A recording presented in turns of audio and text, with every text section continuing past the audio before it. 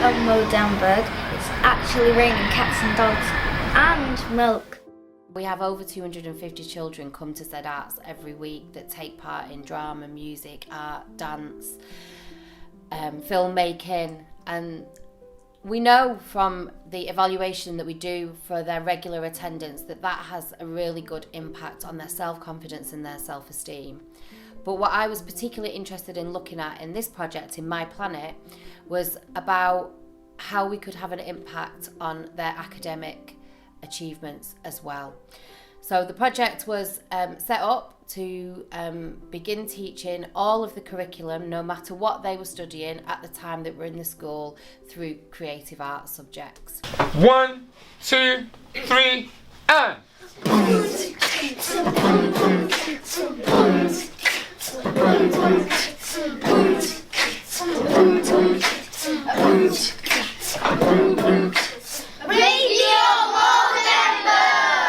So we set about devising a project that we could deliver with a local primary school. My name is Sajda and I'm from Webster Primary School.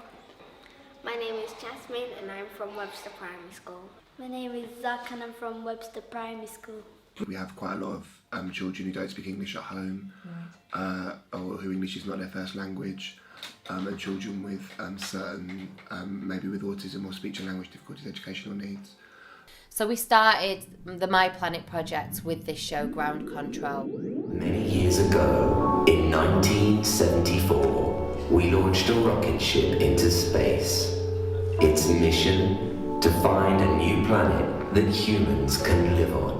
So they created their planet, Planet Modernberg, and then they worked with the actors from Ground Control to take those ideas and themes forward. We then had 3 weeks in school to explore that further through all of the different creative subjects. It was very different for a lot of the children. So for some of them, I think it was sort of, they didn't quite get every aspect of it, but just the fact that it was new meant that it was really engaging, and they all still remember it and are able to talk about it.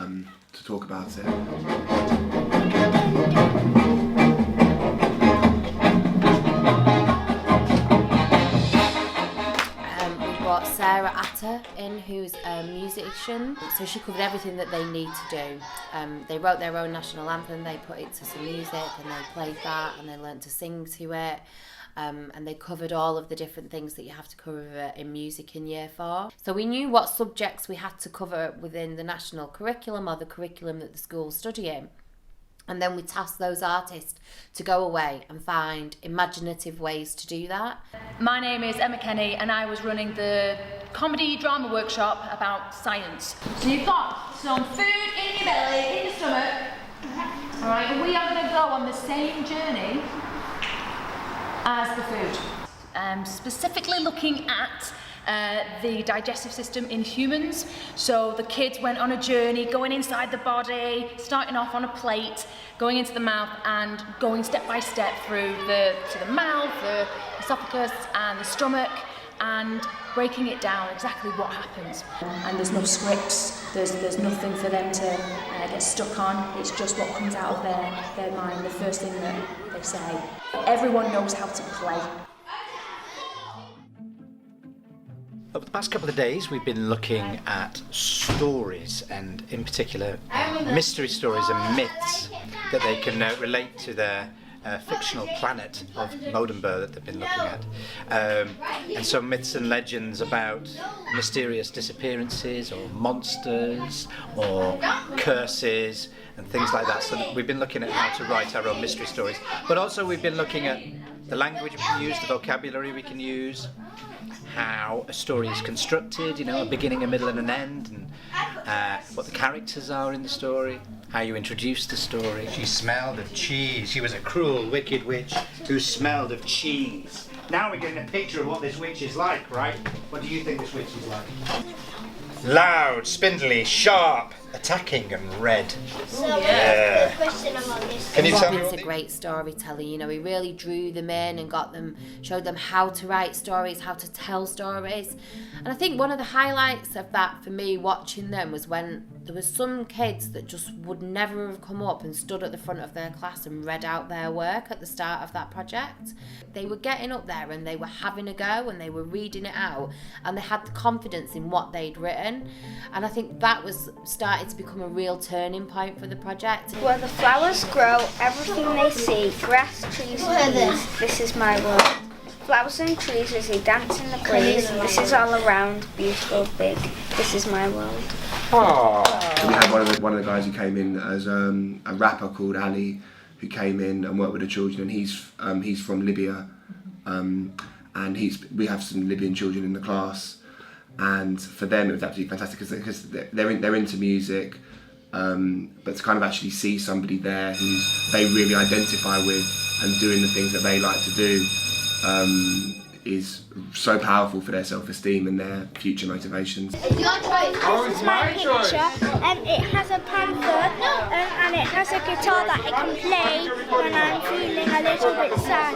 I'm annoying, I'm funny, but I'm suddenly not boring. Yeah. It's the Earth's crust. We made it with Play-Doh. I got Earth. And how did you make it?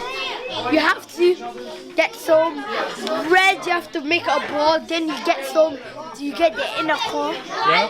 Then after that you get the mantle, then you have to put seed, and then you need to put the continents on it.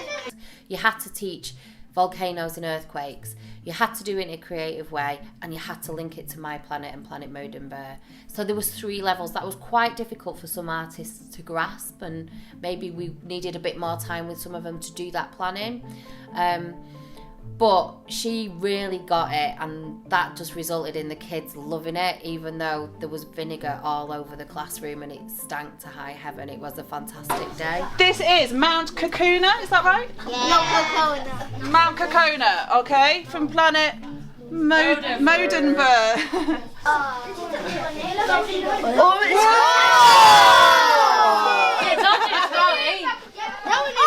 I think art lends itself really well to teaching anything really, but it was difficult for me getting my head around it because it's a different way of working for me. So there was a lot of preparation. There was a lot of, because obviously I have to understand the concepts before I can explain them to anyone else. So do you think it's important to see lots of different jobs and lots of different industries so you can get a good idea of what you want to do? Yeah. So we got to go and see a real life working environment, meet people who really work there, which was fantastic for the children aspirationally because they got to see real examples of industry and people working in the workplace. So they got to speak to people who have been doing apprenticeships. They got to see a train tip on its side and then have their lunch in the first class carriage, and they just loved that. This was really important to the Northwest Business Leadership Team and to us to take them out, to expose them to other careers. When we asked them what they wanted to be, a lot of them said a doctor or a teacher, people that they came across in their everyday lives. What we wanted to do was show them that out there's so many other things that you can be. Trains are an amazing place! Some of us got to drive the train. Did you get to? Yeah. Yeah, like set up the train like you know when you open a car and then you start driving it. We just opened the train. We work with the University of Manchester and BASF, who are a science and engineering organisation, and they're both part of the Northwest Business Leadership Team. So they did a science day here, and again they looked at the whole of the science curriculum for year 4 in one day and covered everything in one day, and they did really crazy experiments with Laurie, who was the science lecturer who came from the University of Manchester and delivered that. That was followed up by the business leadership team providing them with a set of class books for experiments that they could do in class. So taking it back into the classroom and giving the teacher some techniques that he can carry on using what we've learned in my planet and this project going forward into year 5 and beyond? We came to the darts and we did loads of experiments. Today we were practicing different science experiments. We were doing things like adding dye to water, and we added some vegetable oil to see what it looked like. I'm going to make a hole in the bottle and you will see how much pressure this water, the gas in there is under. Ready?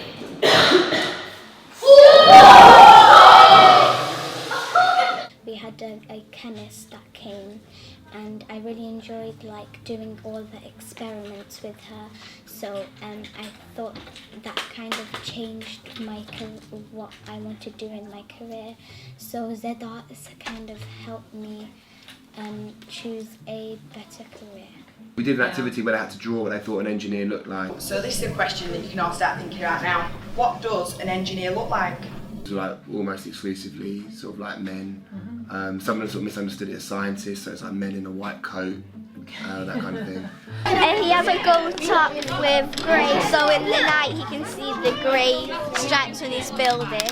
An engineer looking at a picture of a house, he's saying, how are you going to draw this? Or how are you going to do this? I learned about engineers.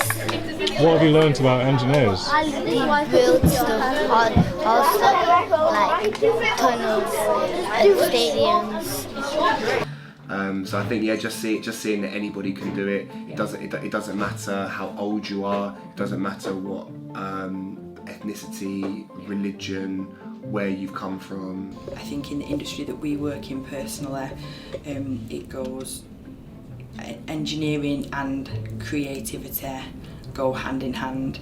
I think them two things collaboratively work together and create a staff that will take on new ideas and create things and put things actually into real life.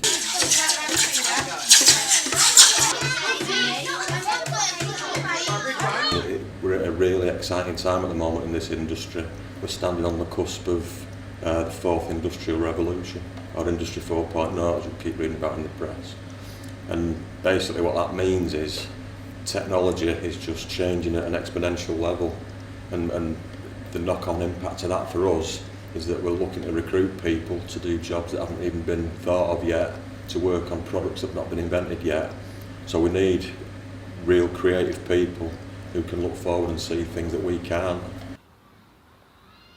Engineering. Did you want to be an engineer before this project? Before I'm in this project, it's because like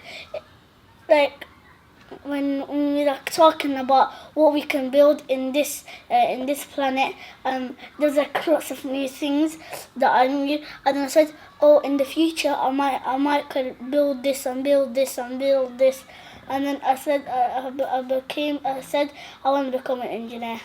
So you can build all those things? Yeah. One of the other trips that we went on was to the planetarium at Daresbury, and that was great because obviously it was all about their planet and in space, and so they got to go in an actual planetarium, which was brilliant. They loved it. They got to see the stars, where their planet might be. They get to hold a bit of a meteor that was hundreds and thousands of years old in their hands and plot where their planet might be in space. And again, it was hands-on, it was interesting, it was something totally different, and they really loved that. That was fantastic. When learning stuff from a creative way, it makes it more fun to learn and it makes me remember more.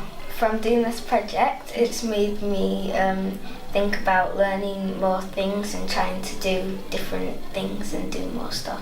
I learn more like when I'm doing the creative things because it makes like my brain like work a lot. Like I need to do this, I need to do that. Like my brain is like working a lot.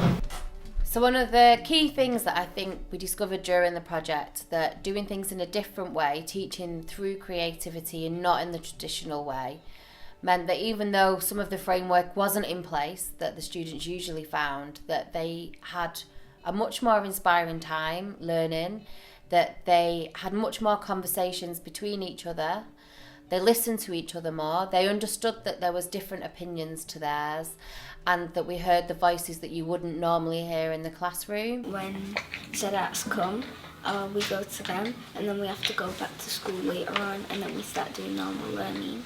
It kind of it feels a bit strange because we've been doing fun activities and exciting things, even though we've been learning similar things, but in a different way. I think children are these little beings, and it's like a seed. If you water it and you give it sunlight and you put it in the right environment, they grow into these beautiful plants or trees, and it's all about supporting them in that. And so if you take away the sunlight, it'll die, and if you don't give them enough water, it'll die. If the nutrients in the soil aren't right, it'll die. So if you really flourish them in whatever environment it is, teach them English, maths, science, and give them the right stepping stones, but allow them to be creative. And you never know what will pop out of that seed. You might get a chestnut tree, you might get a flower, you might just get, you might get a daisy. This is the first time we've done anything like this, but by and large I would like to think that it augmented the curriculum and supported it, rather than sort of distracted from it or anything. There are some children that do respond quite well to a traditional classroom dynamic, but for some children, to really kind of grab them and keep them engaged, they need activities that involve them doing with their hands and making, rather than simply reading and writing and getting up and doing drama and moving around. So that kind of approach is really, really important. Teaching the curriculum through arts and creativity was so beneficial because it got them to think about things in ways that they'd not done before. So it was about them figuring out the answer, but figuring out the questions as well. So I know from industry that they say when they get people coming to be employed now that, it's all very well being able to know a lot of things and have the answer, but it's more than that. You need to be able to get on with people, you need to be able to fit into the workplace, you need to be proactive, you need to be able to figure things out for yourself. So actually just learning by rote doesn't produce people like that. You need to create people that are curious, that can think for themselves, that can figure it out. If you do it wrong, get it wrong the first time, just have another go. Resilience is key as well. All of those things need to be taught in school, and I think that teaching through arts and creativity is fantastic for that. This is my drum 5000. It can be a drum, it can be a microphone, and you can put down, it's an ice cream. It's only for £5. Whoa, that's Nice. It helps to consolidate and reinforce learning that the children are familiar with. So some of the things that we've covered are things that the children we've touched on before, and the children have some idea of, but being able to do it in a creative way, whether that's through art or drama, or whatever it might be, music, it really helps them to see it in a different context. Nice project, and we get to make a planet full of what we want and all the things that we want.